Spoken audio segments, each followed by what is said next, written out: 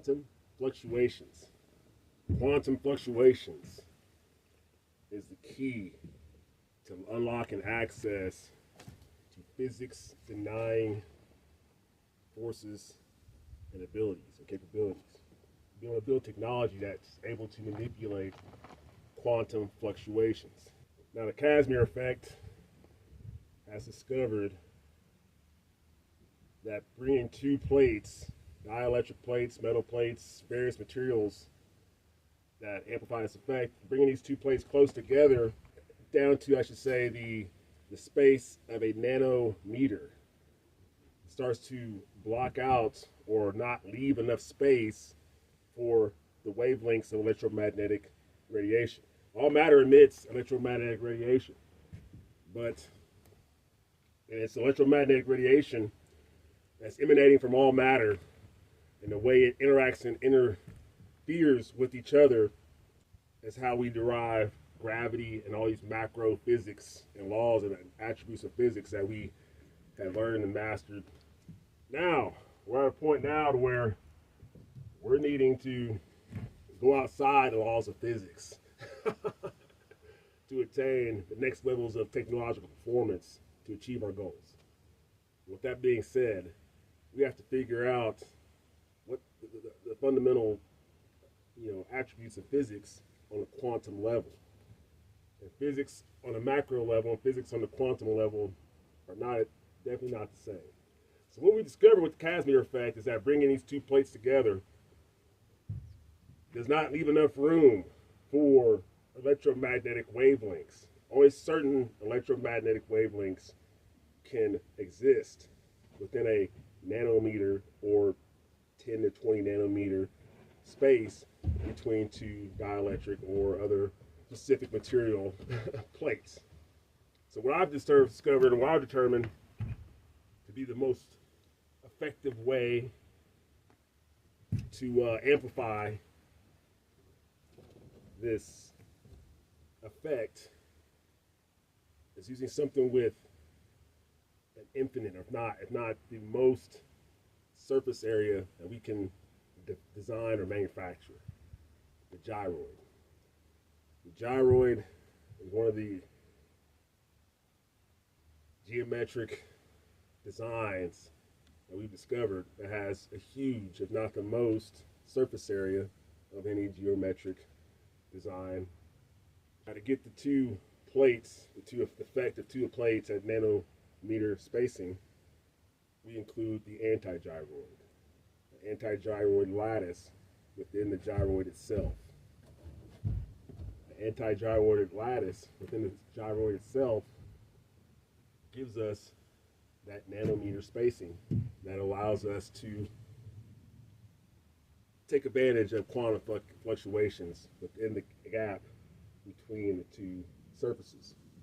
So now you have a geometric shape with a huge surface area along with its counterpart, the anti-gyroid, within 10 nanometers or whatever nanometers spacing that will amplify this effect. Then essentially what I'm trying to do is develop a device that will amplify the Casimir effect. And by amplifying the Casimir effect, we get a quantum field force. That quantum field force allows us to break the laws of physics.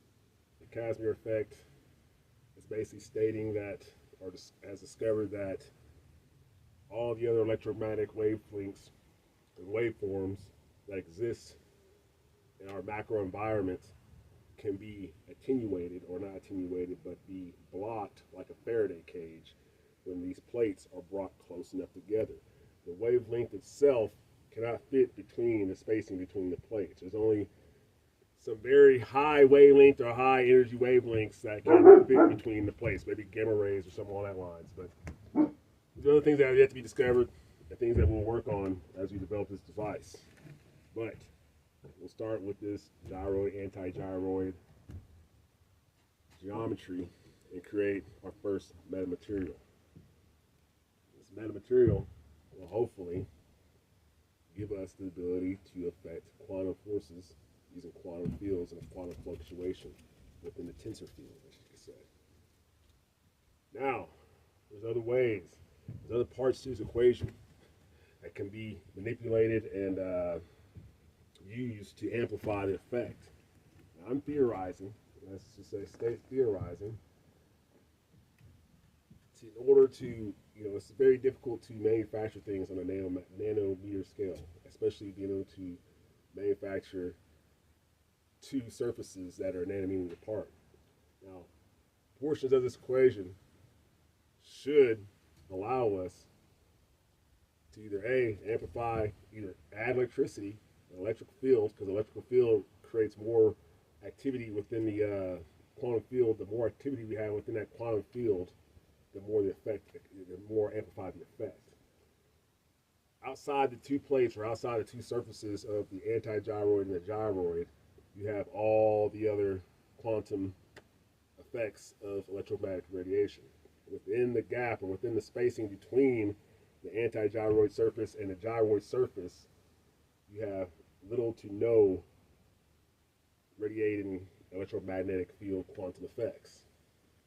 Now, the more effects you have out here, I start over. I won't get to that part yet. But the less quantum fluctuation, or less electromagnetic radiation that you have within the gap between the two surfaces, the more effect you have, right or wrong.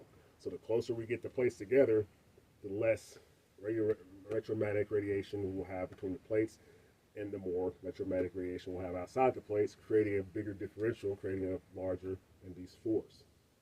But there's an easier way, I think, to amplify and induce the force even stronger, and that's by electrifying the radio, or I shouldn't say electrify, but creating an electrical field or some other energized field within the electromagnetic radiation outside of the two plates. That amplified, or that excited field of quantum fluctuations, or quantum fields, I should say, creates an even larger differential between the electromagnetic radiation that's between the plates and the quantum fluctuations between the plates and what's outside the plates or surfaces.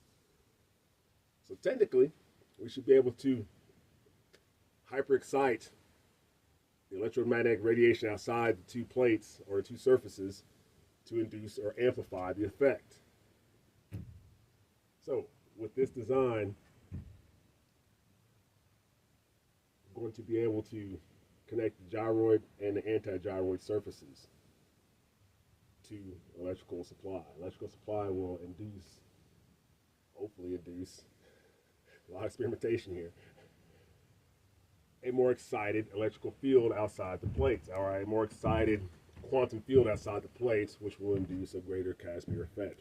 Our goal here is to amplify the Casimir effect to a point that we can actually move larger objects and make useful devices and technology from this new effect. I shouldn't say new effect, I guess it is kind of new. It's discovered in the 1940s, but it's an effect we kind of put on the back burners and didn't think about until recently.